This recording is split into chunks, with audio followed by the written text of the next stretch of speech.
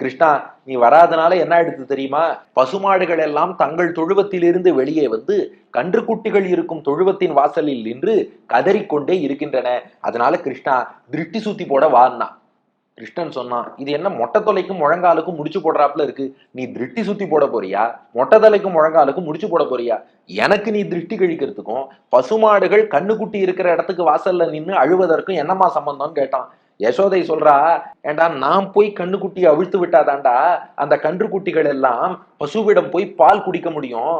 நான் போக முடியலையே, உனக்கு நான் காப்பிட போறேன்னு சொல்லி உன்னை கூப்பிட்டு இங்கேயே நின்னுட்டேன் இல்லையா? ஏன் நின்றாயின்னு கேட்டான் கிருஷ்ணன்.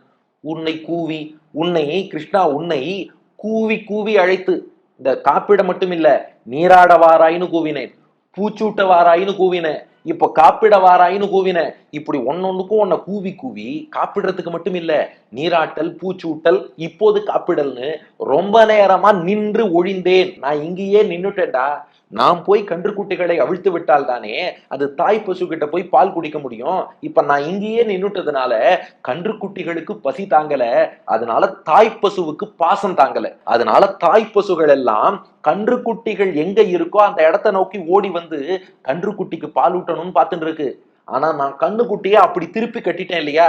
அப்படி கட்டப்பட்டிருக்கும் கன்றுகளால் திரும்பி பால் குடிக்க ரொம்ப சிரமமா இருக்கு. இது நீங்க கற்பனை பண்ணி பார்த்தா நல்லா புரியும். அப்படி வரிசையா கன்றுக்குட்டிகளை கட்டியாச்சு. தாய்ப்பசு வந்து நின்னாலும் கூட அந்த கட்டப்பட்ட கன்றால சரியா அம்மாவினுடைய மடியில வாய் வச்சு பால் குடிக்க முடியலையாம். அதனால அந்த தாய்ப்பசு பாசத்தாலே கதறி கொண்டிருக்கிறது. அந்த தாய்ப்பசுக்கள் தங்கள் கன்றுக்குட்டிகளை பார்த்து அழுதுன்னு இருக்கு. இந்த தாய்ப்பசுவான யசோதை என் கண்ணுக்குட்டியான கிருஷ்ணனை பார்த்து இதே மாதிரி காப்பிடவான்னு நானும் அழுதுன்னு இருக்கேன். ரெண்டு இடத்துலயும் குழந்தைய பார்த்து அம்மா அழுதுன்னு இருக்கா. இதுதான் ஒத்துமைன்னா. கிருஷ்ணன் சொன்னா, அம்மா, பசுமாடுகள் தான் நமக்கு வாழ்வாதாரம், ஜீவாதாரம். நீ முதல்ல அதோட காரியத்தை முடி. கண்ணுக்குட்டிகளுக்கெல்லாம் போய் பாலை ஊட்டு, பசுமாடிடம் பால் குடிக்கும்படி அதற்கான ஏற்பாடை செய்.